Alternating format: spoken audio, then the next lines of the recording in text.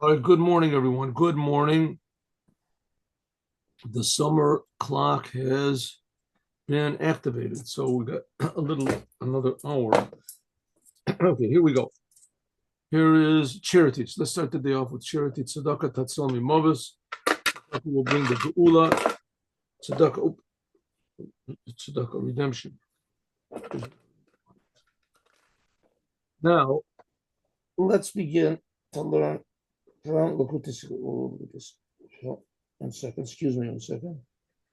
There we go. Good. Here's a speech by the Lubavitcher Rebbe,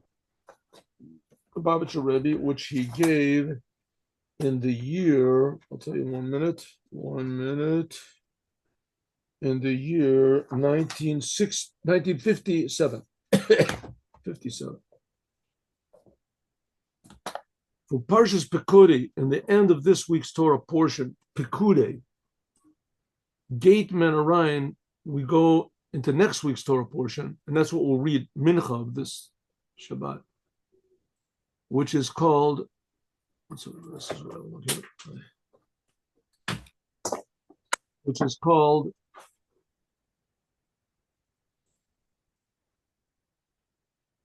Vayikra. Vayikra. And what's Vayikra? Vayikra is, in English, it's called Leviticus, and I guess because these are the laws to the Levites, which they really are. I don't know. I don't exactly know what the word Leviticus means. But anyway, Vayikra is that God called out to Moshe from the tabernacle. Moses made a tabernacle, and God called out to Moses from the tabernacle, the Ohel Moed. Ohel Moed is the place where the menorah was, and the face spread, and the golden altar. Not the Holy of Holies, but the Holy of Holies was where the ark was. So God called out to Moses. And that's the whole book, is that God speaks to Moses and tells him all the laws of the sacrifices and a lot of other laws about impurity, etc. That's next week. But this week, we're finishing the book of Exodus. And the end of it, the last chapter of it, it begins talking about how the Jewish people actually built the tabernacle.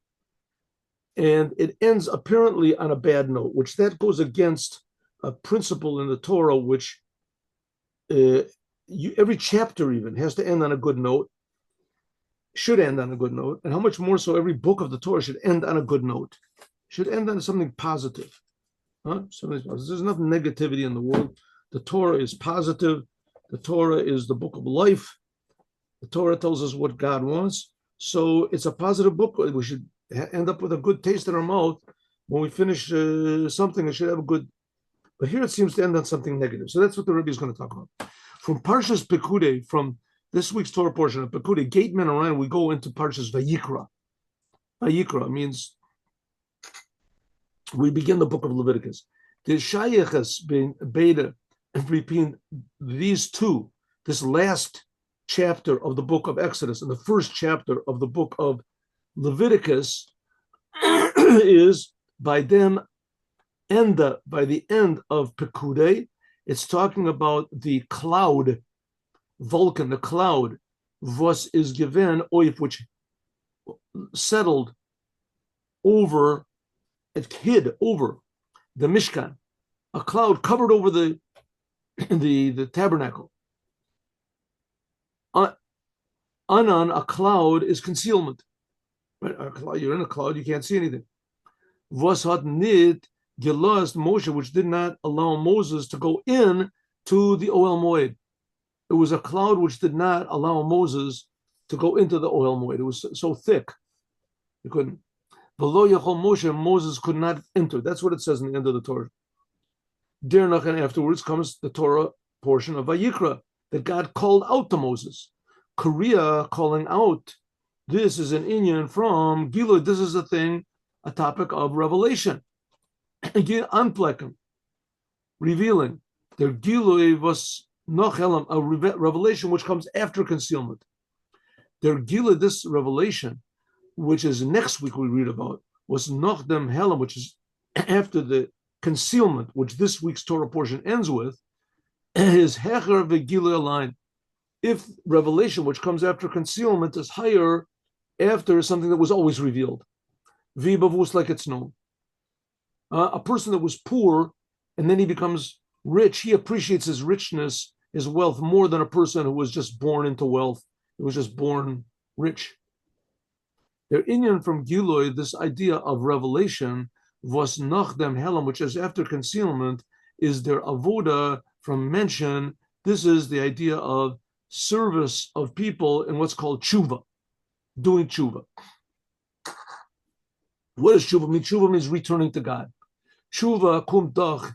Tshuva comes after them with the mensch had zich dar vetert. It comes after a person is far away from godliness, helam, concealment. When tshuva is dach, their taich tshuva means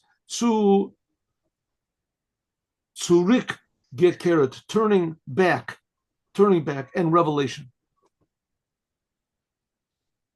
Okay, what's the Rebbe saying over it? The Rebbe is saying like this: we're put into this world to bring a greater level of reality into revelation. God in Judaism is not spirituality. It's also spiritual, but that's just part of God. God is reality. I'll tell you even more. In life, what to you is the most real thing? That's God. That's God to you. People that worship money, they worship money. How do you say, with self-sacrifice? They're devoted to it. It's holy by them. It's their life. It's their being. It's their everything.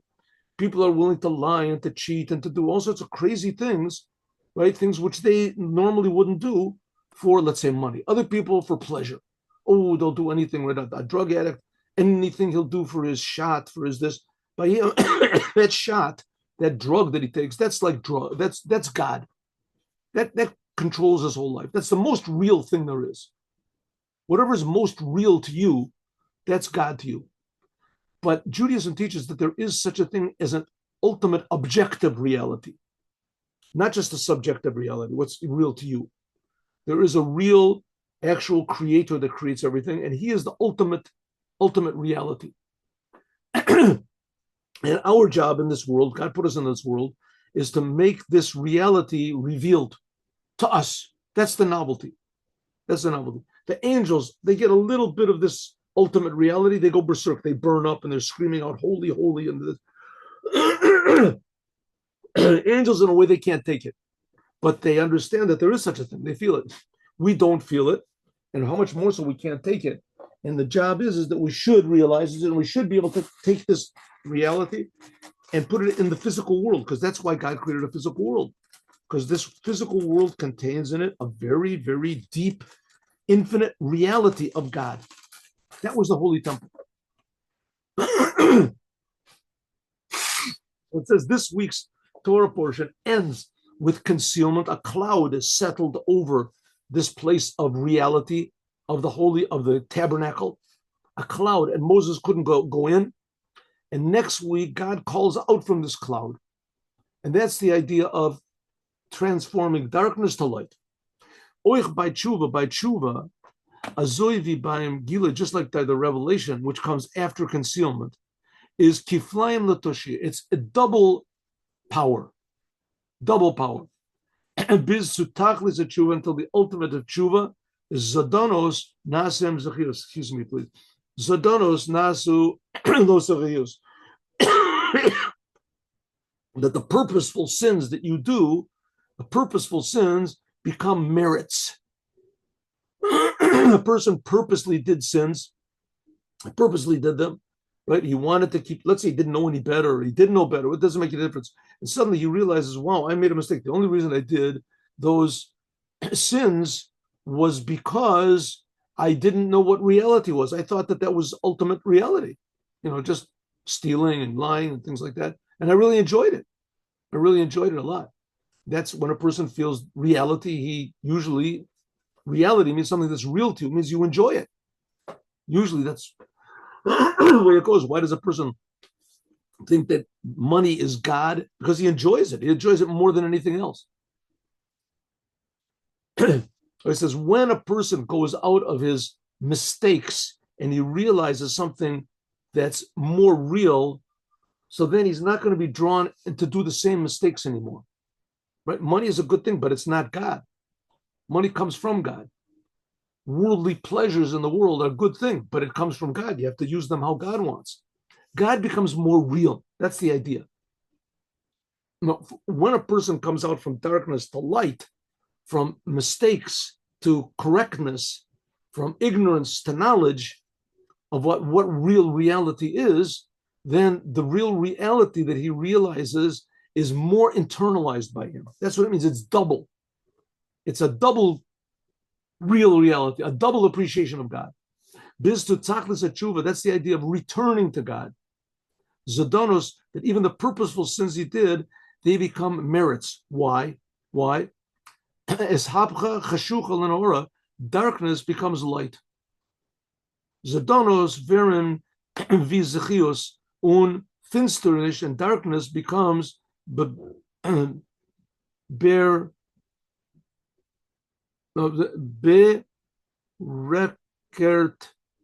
oif lichtigkeit, and they become changed. I'm sorry, it becomes turned around to light.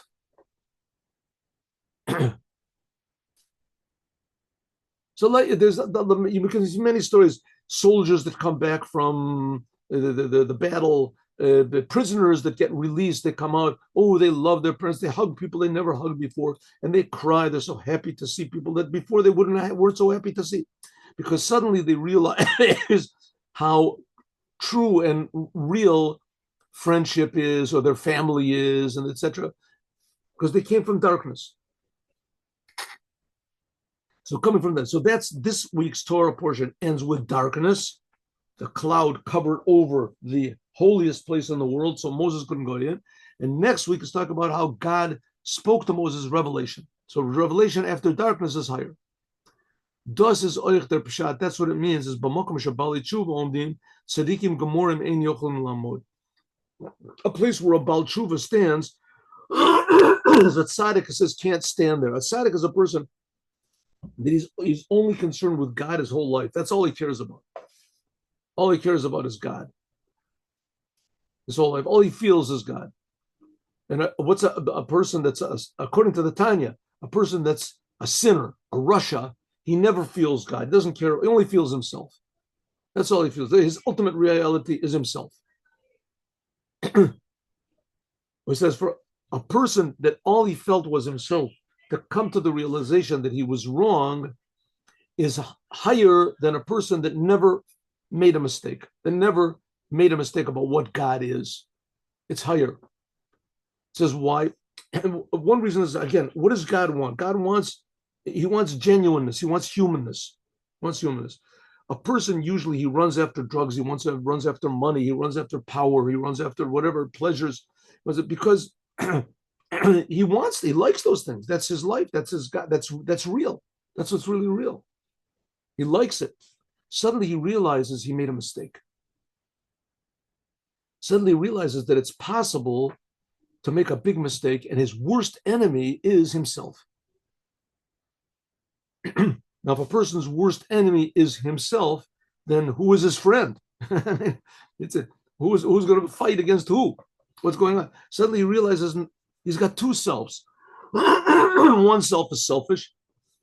It's for me, the easy self. That's called the shell.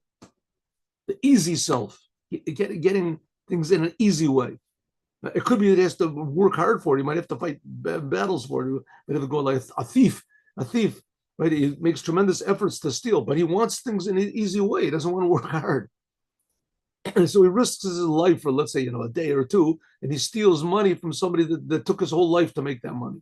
Right? So that's a thief. Suddenly, let's take the example of the thief. Suddenly the thief thinks, wow, the reason I was stealing, because I liked it and I really wanted to. Suddenly I realize I am wrong. That's not really me. That's not really me. So suddenly he realizes that, wow, this thing of reality, you can't take it for granted.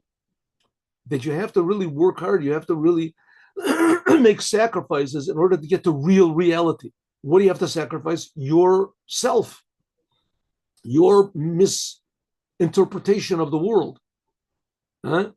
So you have to make a war against yourself. It ends up that the sins that he made, that pushes him, it pushes him constantly not to trust himself. That he has to constantly connect himself to this true reality of godliness, of what real reality is. A tzaddik never had to fight that battle in a way so that the Pali Tshuva, the person who returns from bad, is higher from a person that never did bad, was always good. And thus, that's what it means that a place where a Baal Tshuva stands is even the highest tzaddikim can't stand there. Why?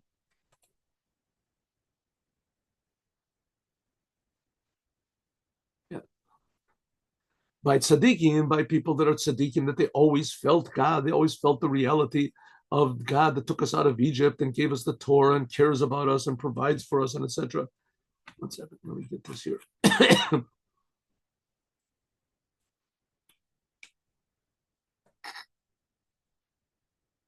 Is all they did was good things. And in them, Gufa, and in there, there's two types of tzaddikim.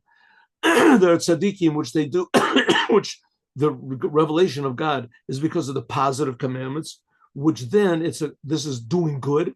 And then there's also revelation of God, which comes through turning from bad. They're kav from Sormira, this idea of tzaddikim, totally godly Jews, that they turn from bad automatically, so to speak. Aber doch mehr nicht wie up stupen der Ra. They just push it away. They push away the bad. In other words, it's by them obvious that they're not going to do anything bad. It's like a person cutting off his arm. He's not going to do it. That's crazy. For a tzaddik to do something that's against the Torah, it's like a person cutting off his own arm. Who would do it? So what do they just push away? They just ignore anything that's bad. Nit Abraham, they don't transform it. They don't transform the bad to good. In an inyan, unavoda from Giluyim, Zainen da Agbalas. If they just serve God because God is always revealed to them, then there's limitations. Ra bleibt ra, in other words, bad remains bad. Men muss das abstupen, and you just have to push it away.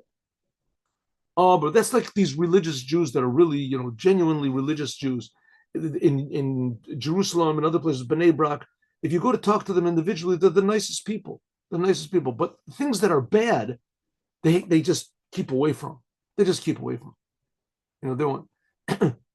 I mean, of course, you have to keep away from things that are bad, right? But they don't fight any battle. There's no battles with bad. They just keep away from it. They just keep among themselves. And the bad things are maybe a person gets a little lazy, maybe has a little bit of desires for money, small things. And a person that's a tzaddik, these egotistical things, they're not meaningful to him, just Torah and commandments. But a person who's a Baal Tshuva, was does reared on, this touches the essence of his soul. And also by God, it touches the essence. Right? A person who's a Baal Tshuva, that he did bad and he enjoyed doing things that are bad. He enjoyed doing things that are against the Torah. He enjoyed it. Now he has to really fight a battle. This is touching the essence of his soul before he really did it. Dort Zainen nit kein agbalos. There's no limitations. Zodonos and Nasa Zachios. Oh, I have a good story.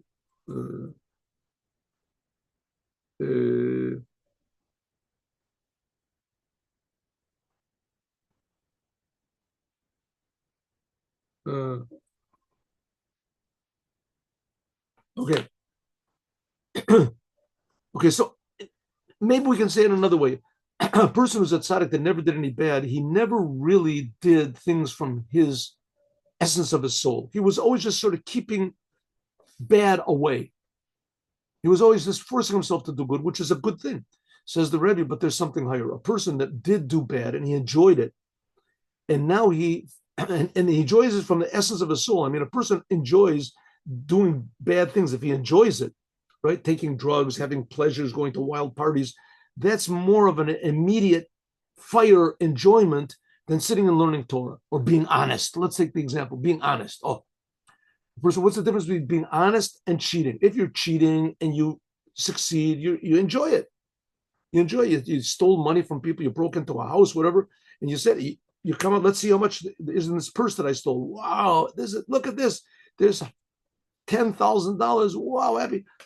He's happy, right? He has the inner feeling. He's just enjoy. He's succeeded. He made it. How do you say? Top of the world. Feels great. And now he realizes, wow, that I felt with my whole being, I felt it. He was willing to risk his life to go into steal. Suddenly, he realized that's a big mistake. And he has to find something in the essence of his soul that's more real. Oh, says the Rebbe, this is a thing that the tzaddik never did.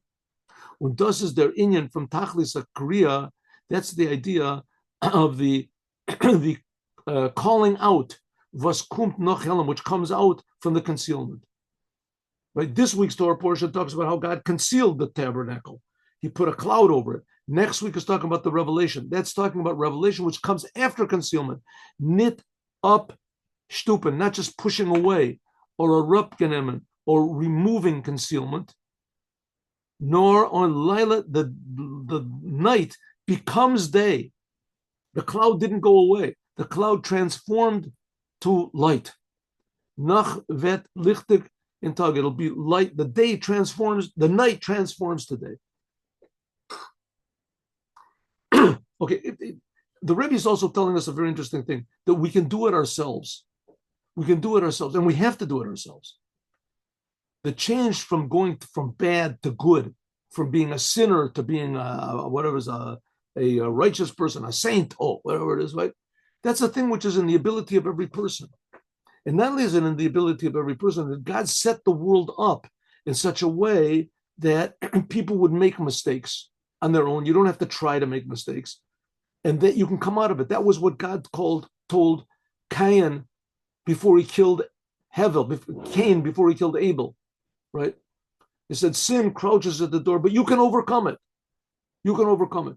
What happened to the Jews after they worshiped the golden calf, right? They repented. They repented. Salachti kirabarecha, says the Rebbe. That's a higher level than a person that never sinned. The Rebbe is not encouraging us to do sins, but we don't have to have the Rebbe's encouragement to do what's against God. It's a natural thing. It comes naturally. It comes naturally. And like I said so many times before, this in the speech of the Rebbe, it says that God created us in His image because He wants everybody to make the ability to make a mistake and think, I'm God. People think they're God. God created me in His image, so I'm God. Right? I feel God to the degree where I feel that I'm creating God in my image, right? If I want to, God exists. If not, God doesn't exist. The same thing is God with us. God creates us. If He doesn't want to create us, we're not there. We feel like we're God. When a person feels when he's God, and that's the most natural feeling in the world, right? That's the feeling which is behind all these, movements, whatever it is, woke movement, and especially woke movement, and the communism and everything. You're the boss. You're the boss. You don't know king. That was Napoleon was the one who began that big time. No kings. You're the boss. Everyone's equal. That's why Chabad fought against Napoleon so desperately. Right? Chabad, because it's a big lie. We have to understand that we aren't the boss. We aren't the boss. But when you feel that you are, which is the most natural thing in the world, and you realize that you're wrong, this is a tremendous accomplishment. In a way, that's the whole purpose that God created the world for.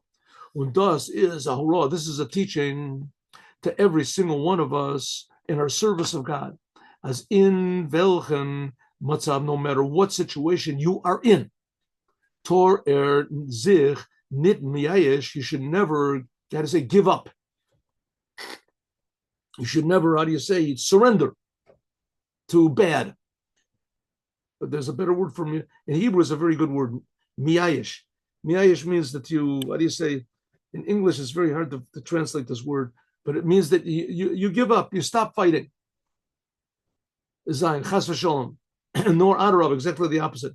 No matter what situation you're in, no matter how far away you are from the truth, no matter what type of terrible sins that you did, right? God forbid even to think about all the cornucopia of sins that God has presented to us and that we want to do and that feel good. It doesn't make any difference what you chose, even if you chose, God forbid, all of them.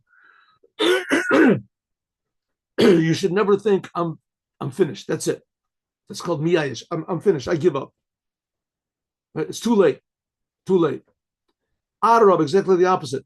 Durch and by means of this concealment, we can come to a higher revelation.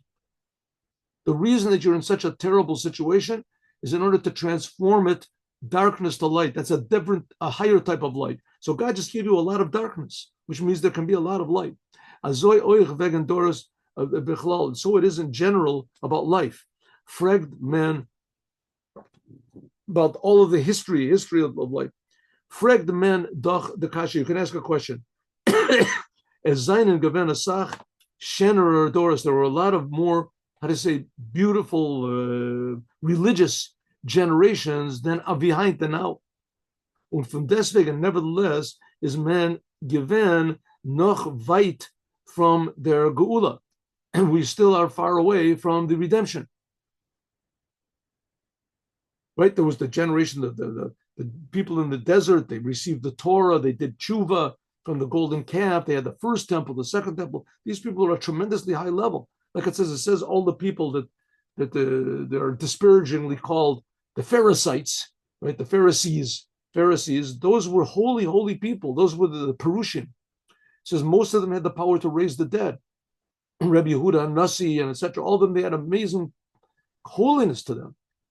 If they didn't bring in the Moshiach, is hind visal men as verstehen. How can we possibly understood as in this generation, which Achsher Dori, this is the worst generation, the most worthy generation to reveal godliness, Vet Zayin Agula, now is going to be the redemption. How can it possibly be?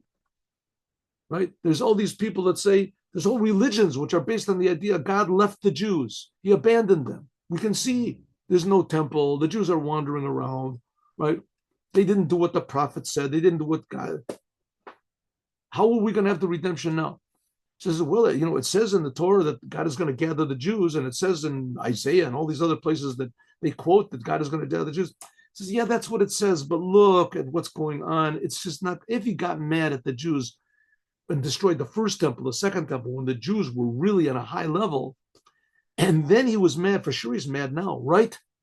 Is there an answer? The answer is no, exactly the opposite. In fact, this is self-understood. So fartag, right before the daytime, is their shlaf, ashtarker, a person who sleeps more deeply right before he wakes up. When demol darfman, right before the dawn is the darkest, like it says. When demol darfman zen, you can see zer starken, zer, men zen zayer, we should see to it that you strengthen yourself. Not to sleep anymore, chas v'shalom. A person shouldn't say, listen, we've got the exile, I give up. That was the whole story of Purim. What happened in Purim? Achashverosh made a big meal because of a feast and invited all the Jews to celebrate that they weren't going to get out of exile. He believed in, Achashverosh believed in the prophets, the Jewish prophets, and in Jeremiah, it says that the Jewish people, there's going to be 70 years of exile. And according to his calculations, the Talmud explains where his mistake was. According to the Talmud, so he made a mistake. He counted the 70 years. He began too early. So he figured that the 70 years finished. So he was going to make a meal. And he ruled the whole world. And the Jews believed him. And because of that was all the decrees and the terrible difficulties of Purim. The terrible decree to kill all the Jews, because the Jews gave up. But on the other hand, they were justified. Here we have Achashverosh ruled the whole world. The Jews didn't rule anything. And Achashverosh was willing to be friends with the Jews.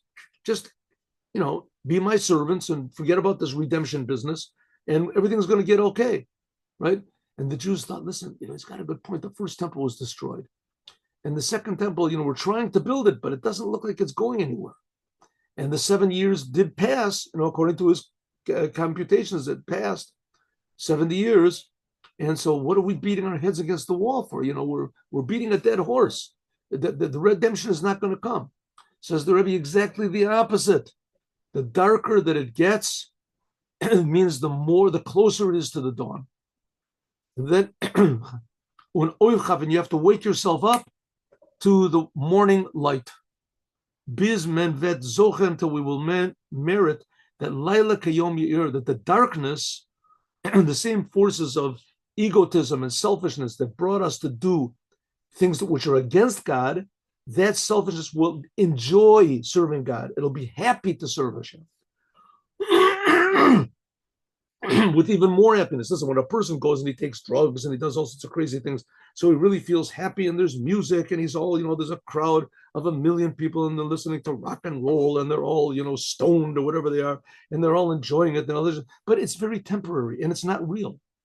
It's not real. And it could be to the degree that even the same music that everybody is crazy for now, in another 10 years, nobody will be crazy for. And you bring a band of whatever it is, of Glenn Miller or something, that 40 years ago, 50 years ago, everybody was crazy for. And now nobody said, what type of music is that? Right? They used to love it. In fact, I even hear that places in shopping centers where youth would gather in the nighttime, whatever is it, hoodlums, whatever, they would gather in the nighttime. And so when they wanted to stop them, the police would come, whatever wouldn't help, they would come back. So they just played this music like from the 40s. On the AWAC, whatever it's called, and people would just disperse. They just hated the music so much. That was music. I mean, my father used to go crazy for that music, right? To hear Glenn Miller or Benny Goodman, whoa, now nobody cares about it. The same thing is now, right? This music that everybody is going berserk for, they love it. And another few years, what, you used to like that stuff? And drugs, people, not what to say, people go berserk for drugs. A person that stops realizes that was the most stupid waste of time and life and energy possible, but I enjoyed it. That same enjoyment that person had in doing these temporary things, it'll be even more so in doing permanent, meaningful things, serving the creator of the universe. That's what it means. Nighttime will transform to day. And that's what the message of this week's Torah portion, the concealment of this week's Torah portion, which is followed by the revelation of next week's Torah portion in Vayikra.